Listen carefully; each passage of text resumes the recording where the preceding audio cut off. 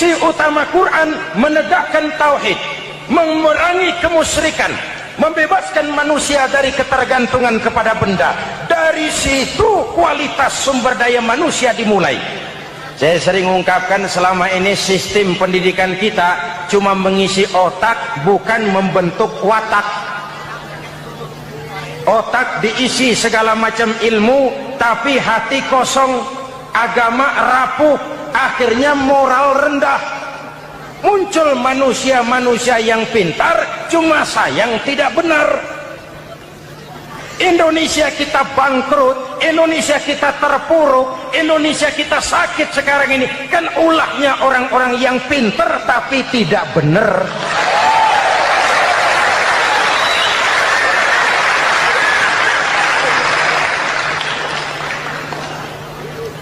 Dan kalau saya bicara kayak begini, ini bukan pidato politik, ini nurani. Politik naon kadut.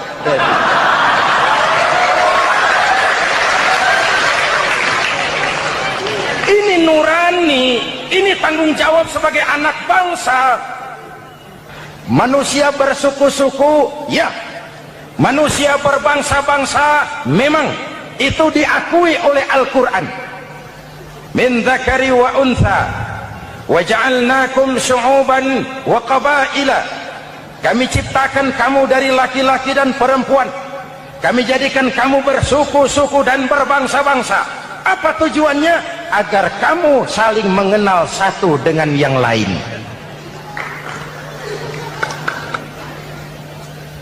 Yang terlepas dari ras, dari manapun orang datang, apapun warna kulitnya, dari suku apapun ia dilahirkan, kalau akidahnya sama, itu kan saudara kita.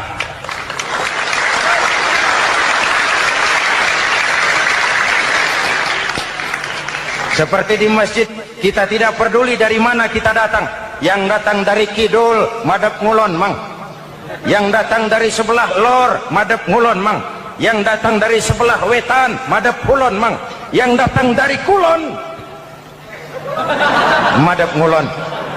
Bukan soal dari mana kau datang, tapi satu arah menghadapmu. Kau mau Betawi, mau Sunda, mau Jawa, mau Padang, mau Aceh, mau Batak, mau Ambon, kita satu nusa, satu bangsa, satu bahasa. Marilah kita jadi lem perekat buat lingkungan kita di saat keutuhan kita sebagai bangsa sedang dalam ujian berat. Semangat kebersamaan atas dasar keadilan. Tidak ada mayoritas menekan minoritas. Umat Islam itu kalau besar, dia mampu melindungi yang kecil. Kalau kecil, dia bisa menjaga diri. Tiap sholat Jumat, khatib berpesan pada akhir khutbah kedua, innallaha ya'muru bil adli wal ihsan. Innallaha ya'muru bil adli wal ihsan. Allah memerintahkan kamu menegakkan keadilan dengan argumen, bukan dengan sentimen. Mengajak, bukan mengejek. Merangkul, tidak untuk tujuan memukul. Kalau sebagai bangsa kita utuh, kompak dan bersatu, saya yakin kita akan bisa mengatasi kesulitan-kesulitan sekarang ini.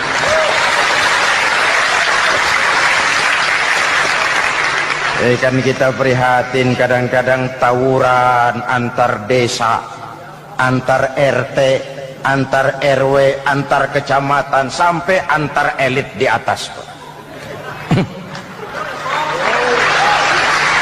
Makanya saya ulang lagi pesan ini, kalau elit di atas tawuran, jadilah penonton yang baik. Saudara-saudara kaum muslimin yang saya cintai, kita prihatin, kita seakan tercabut dari akar budaya kita sebagai bangsa. Kenapa kita yang berfalsafahkan Pancasila, kenapa kita yang berketuhanan yang Maha Esa, tiba-tiba jadi beringas dan brutal? Muhammad Toha teriak takbir ngadepi Belanda. Bung Tomo teriak takbir ngadepi Belanda. Ayeuna takbir ngadepi batur sadulur salembur. Nanaonan.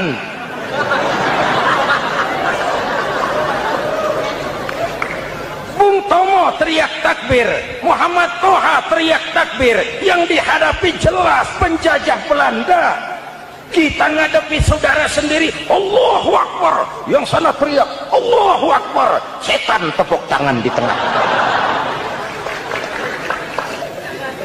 Yuk kita rukun yuk, kita kompak yuk, kita bersatu yuk.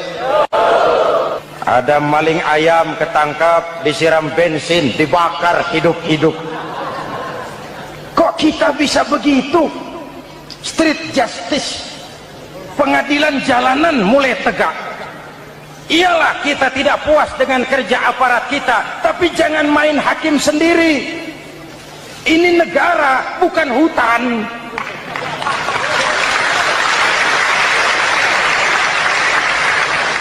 Jangan mencegah kemunkaran dengan menegakkan kemunkaran baru. Oleh hal-hal yang sepele yang mestinya kita bisa mencari jalan keluar dengan baik.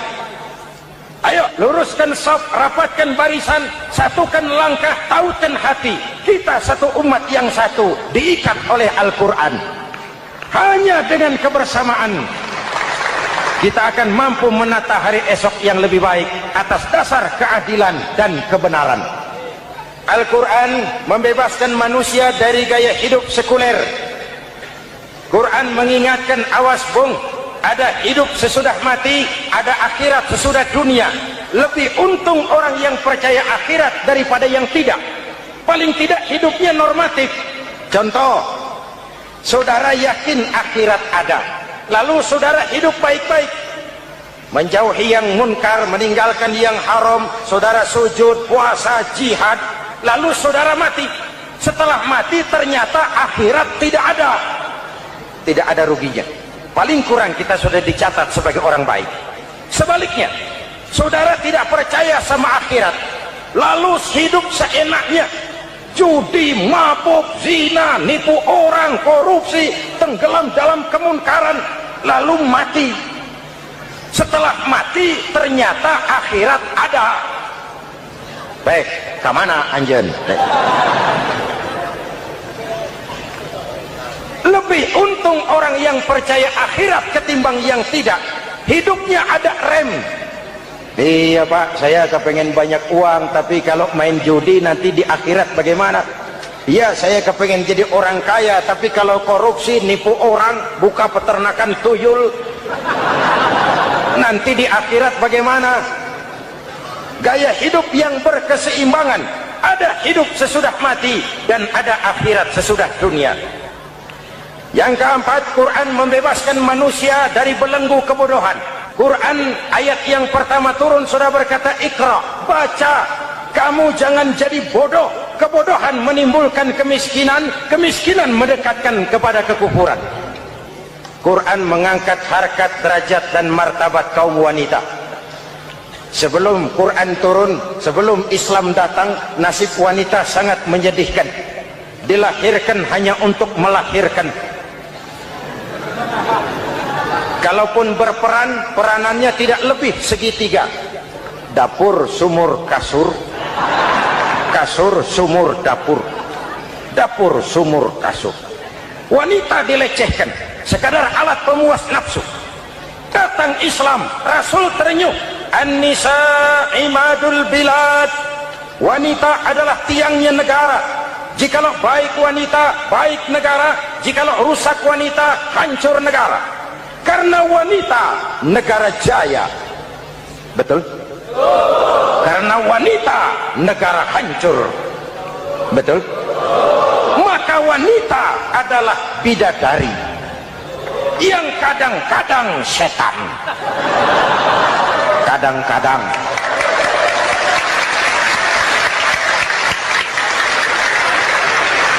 Ini yang hadir di sini bidadari semua. Ibu bapak, saudara-saudara hadirin yang saya hormati. Lalu bagaimana sikap kita terhadap Al-Quran?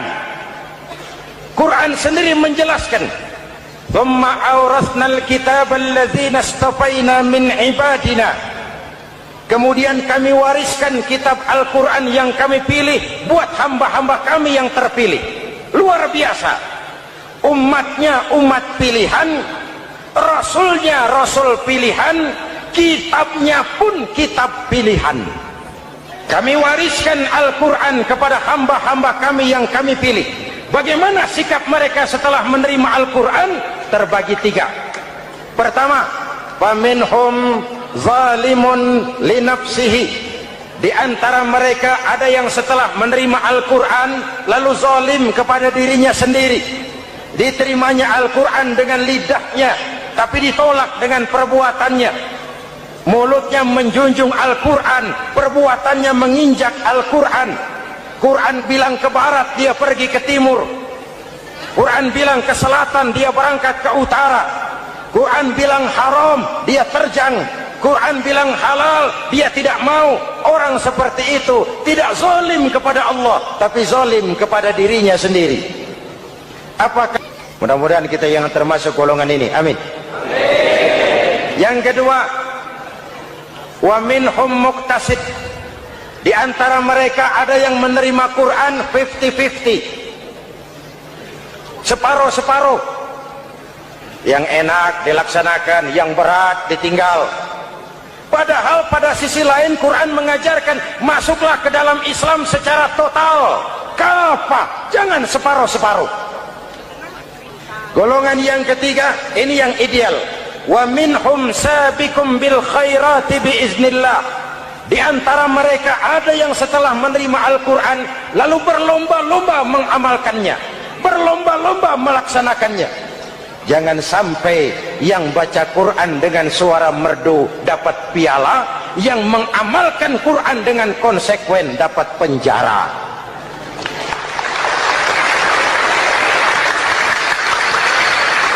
Itu ironi, itu menyedihkan, itu memilukan, dan itu memalukan. Pilihan terserah kita.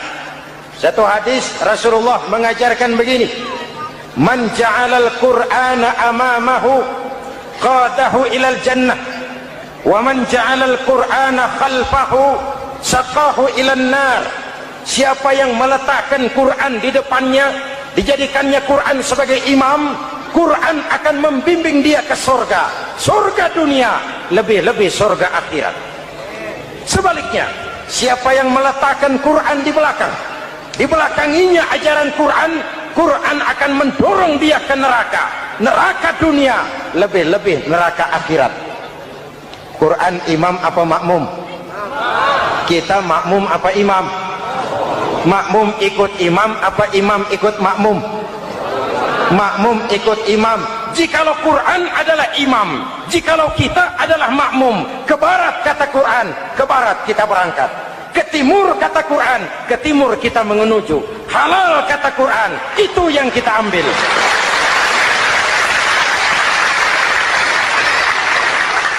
Ini laki-laki ini seneng nggak sama perempuan?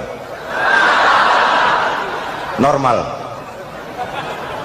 Kalau nggak seneng saya ragu-ragu. Perempuan seneng nggak sama laki-laki?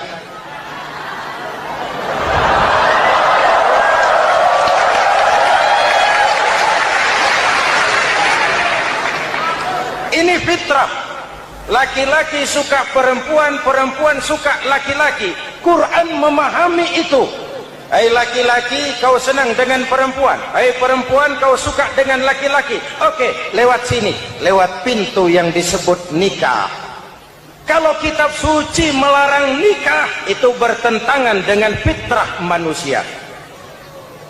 Maka dalam Quran, mulai dari umat sampai ulama dan segala profesi dianjurkan nikah. Kalau kiai tidak boleh nikah, saya pilih mengundurkan diri, Pak.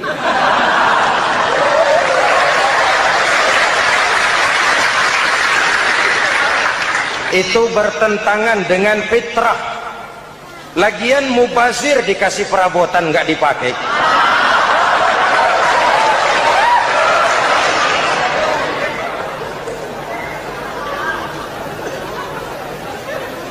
Fitrah. Contoh lagi, manusia perlu makan. Kalau ada kitab suci menyuruh puasa terus dari pagi sampai sore, sampai malam, sampai pagi lagi, eta teh kitab gelo.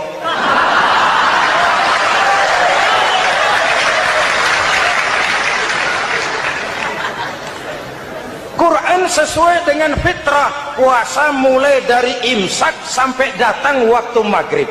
Puasa ngebleng dari pagi sampai sore sampai malam merusak kesehatan. Malam berpuasa boleh bergaul dengan istri. Kenapa? Fitrah. Kalau siang tidak boleh, malam tidak boleh, sebulan penuh panas kepala.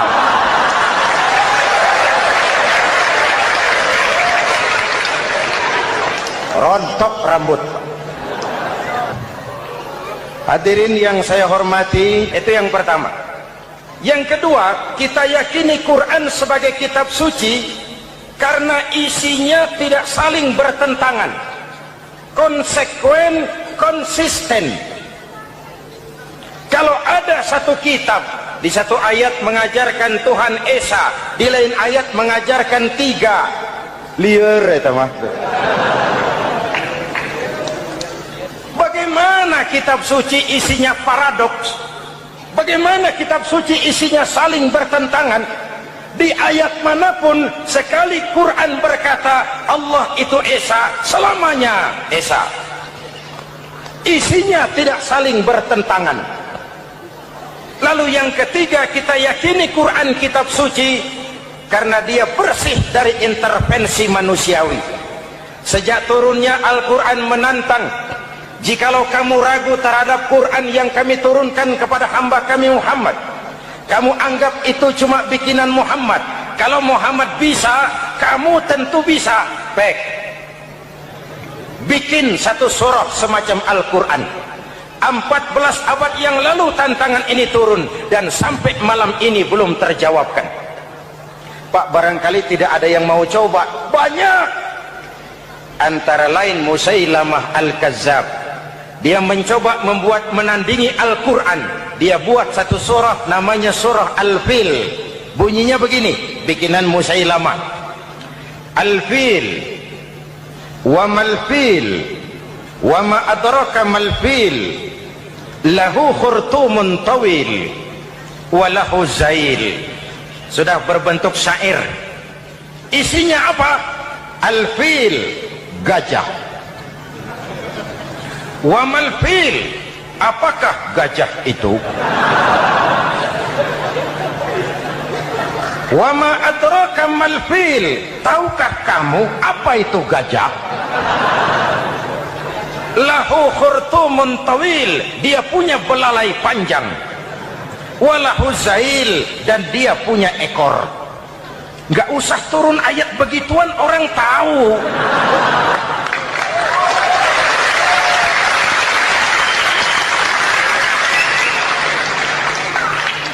Kalau redaksi mendekati, maka isi jauh panggang dari api.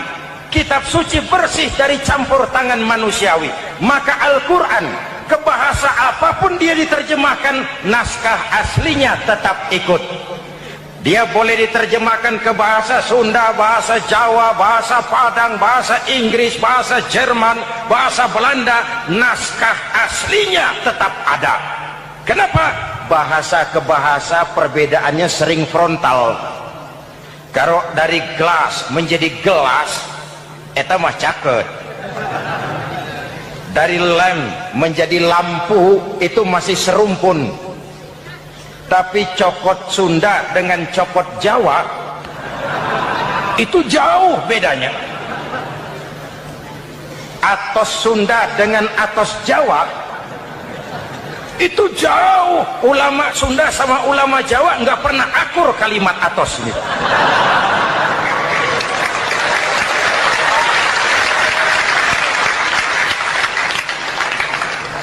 Inilah kebenaran janji Allah, inna nahnu nazzalna dzikra wa inna lahu lahafizun. Kami yang turunkan Al-Quran, kami yang akan menjaganya. Ribuan orang hafal Al-Quran. Lalu apa pesan-pesan misi utama Al-Quran? Pertama, menegakkan tauhid. Ini yang lebih dahulu. Ibu bapak, saudara-saudara hadirin yang saya hormati, Rasul kalau masuk sepertiga yang akhir, singsingan baju, hamparkan saja